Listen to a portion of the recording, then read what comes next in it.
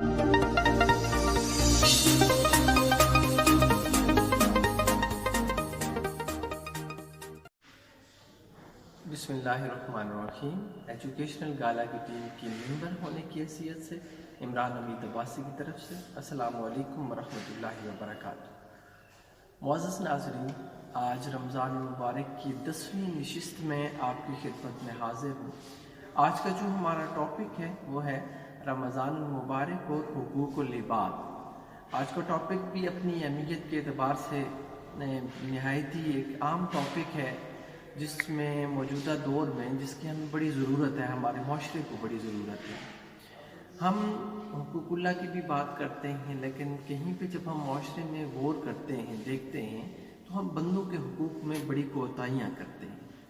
जबकि अल्लाह ये फरमाता है कि मैं अपने हुकूक माफ़ कर दूँगा, लेकिन जो मेरे बंदों के हुकूक हैं, जब तक उनकी अदायगी नहीं होगी मैं तुम्हें कभी भी माफ़ नहीं करूँगा, या जब तक मेरे बंदे तुम्हें माफ़ नहीं करें मैं उस वक्त तक तुम्हें माफ़ नहीं करूँगा।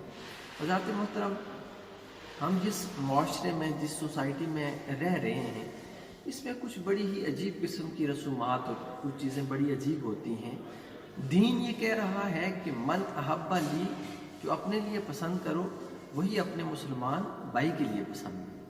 अपनी ज़ात के लिए जो चीज़ आपको अच्छी लगती है वही आप अपने मुसलमान भाइयों के लिए पसंद करें। आपने देखा होगा, हम जिस माशरे में रहते हैं, हमारी तरफ जब शादियाँ होती हैं, तो जब पहले तो शादी होती है, आपकी फैमिली में किसी की शादी होती है, तो कहा जाता है कि पहले कॉपी निकालो। वो कॉपी निकाली जाती है, देखा जाता है कि इसने 10 साल पहले हमें दिया क्या था। अब शादी 2020 में हो रही है, उसकी शादी हम हमारे बेटे की शादी या हमारे भाई की शादी 2010 में हुई थी। हम 2010 की कॉपी उठा के देखते हैं, उसने हमें एक सूट कपड़ों का दिया, उसने हमें ये चीज़ दी, इतने पैसे दिए। उसी को मद्देनज़र रख के हम फिर मार्केट में जाते हैं, फिर आखिरी दर्जे का सूट लेते हैं, जिसकी कीमत, जिसकी वैल्यू जो है वो 300, 400, 500 के लगभग होती है। उसे पैकिंग चेकिंग करके बड़े अच्छे तरीके से कोशिश करते हैं कि पहुंचा देते हैं।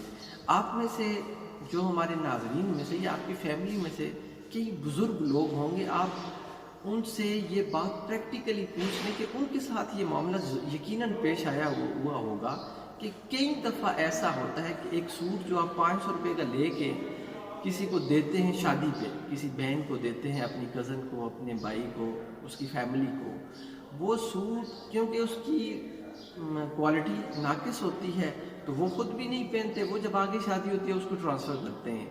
वो होता फिर ये होता है कि वो आपकी तरफ आ जाता है वापस, और बंदा हैरान होता है कि वही सूट जो आज से 4 साल पहले मैंने फलां फैमिली को गिफ्ट किया था, उन्होंने आगे करते करते दोबारा वो वापस आपके पास आ जाता है।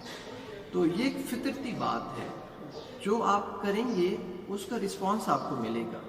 अगर आप नेकी अच्छी करेंगे तो रिस्पांस अच्छा मिलेगा।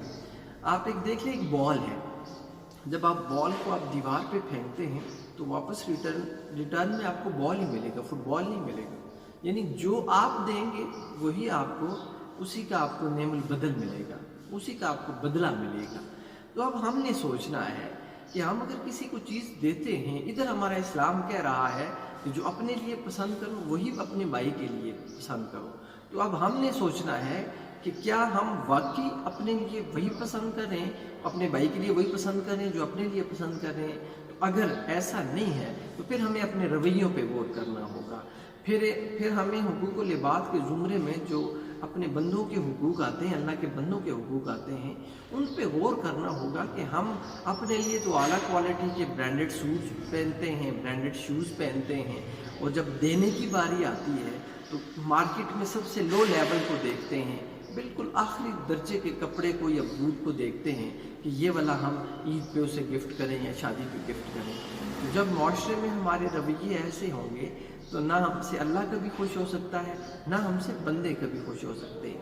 तो इसलिए नेकी ऐसे करें कि जिसके साथ कर रहे हों उसे राहत महसूस हो, उसे सुकून महसूस हो, उसे कल्बी मुसर्रत मिले कि हाँ वाकई इस बंदे ने मेरे साथ नेकी करने का हक अदा किया है, मेरे साथ अखुवत का हक अदा किया है, भाईचारे का हक अदा किया है। हमारे यहाँ आलमिया ये है, हमारे यहाँ कोई मर जाता है, हम 10 سال پہلے بندہ مرتا ہے، دیکھتے ہیں کہ اس کو ہم نے چینی کتنے کلو بھیجی ہے، اس کے گھر میں ہم نے کیا کیا چیزیں لے کے گئے ہیں.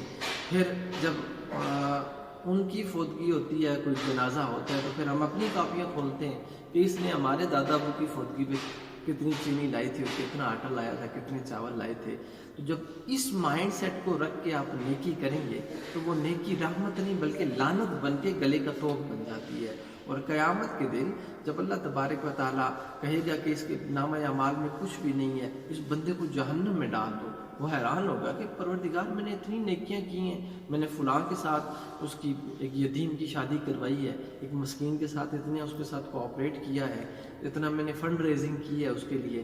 تو اللہ تبارک و تعالیٰ اس کے منہ پہ مارے گا کہ وہ تو نے دنیا میں دکھلاوے کے لیے کیا تھا، تو نے اسے راضی کرنے کے لیے، اسے دکھانے کے لیے، تاکہ یہ بندہ میرے احسانات تلے دبا رہے ہمیشہ کے لیے، تو اس کے لیے تو نے کیا تھا، میرے لیے کچھ نہیں کیا.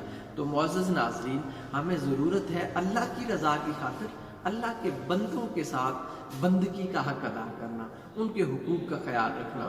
رمضان المبارک کی مقدس ساعتیں ہیں اور اوپر سے لاک ڈاؤن بھی ہے. اپنے اڑوس پڑوس میں دیکھیں، ہم بڑی بڑی افطار پارٹیز کا اہتمام کرتے ہوتے تھے اس سے قبل، ہم لوگوں کو دکھانے کے لیے کہ آج میں نے اپنے 50 بندوں کو افطاری دے دی ہے. لیکن اس گیدرنگ میں دیکھیں کہ کتنے ایسے لوگ ہیں جن کے پھٹے پرانے کپڑے آ کے وہ ہمارے ساتھ بیٹھ کے ہمارے ٹیبل پہ افطاری کرتے ہیں. کتنے ایسے مائیں بہنیں بیٹیاں بھائی ہیں کہ جن کے پاؤں میں پہننے کے لیے جوتے نہیں ہیں، وہ ہمارے ساتھ بیٹھ کے افطاری کرتے ہیں. کتنے ایسے ہیں کہ جن کے گھر میں روزہ افطار کرنے کے لیے کھجور تک نہیں ہے، وہ ہمارے ساتھ بیٹھ کے افطاری کرتے ہیں. تو جب ہم اپنے گریبانوں میں جان کے دیکھتے ہیں تو ہمیں ایسا کوئی بندہ بھی ہماری افطاریوں میں اس سے پہلے نظر نہیں آیا. ہم نے فقط سٹیٹس کا خیال رکھا ہے، پرسنالٹیز کو اہمیت دی ہے. تو یاد رکھیں، شخصیات کو اہمیت نہ دیں بلکہ اللہ کے بندوں کو اہمیت دیں. اللہ آپ کی بندگی اپنی بارگاہ میں قبول فرمائے گا. انسانیت کے ناطے ان پسے ہوئے افراد کو اٹھانا سیکھیں جو آپ کے اڑوس پڑوس میں آپ کی مدد کے منتظر ہیں، آپ کے تعاون کے منتظر ہیں. اپنے صدقہ و خیرات ان مجبور اور مقہور انسانوں کو دیں جن کی آنکھیں آج سراپا سوال ہیں آپ کو دیکھ کر. اس لیے اگر آپ معاشرے کے باشعور انسانوں میں شمار کیے جاتے ہیں تو اپنا درد دل، دوسرے کے درد دل کو سمجھنے کی کوشش کیجئے، اس کے درد کو اپنے دل میں محسوس کیجئے. کیونکہ اخوت اس کو کہتے ہیں، چوبے کانٹا جو کابل میں تو ہندوستان کا ہر پیر و جواں بےتاب ہو جائے. کیونکہ رکھتے ہیں جو اوروں کے لیے پیار کا جذبہ، وہ لوگ کبھی ٹوٹ کے بکھرا نہیں کرتے. السلام علیکم ورحمۃ اللہ وبرکاتہ.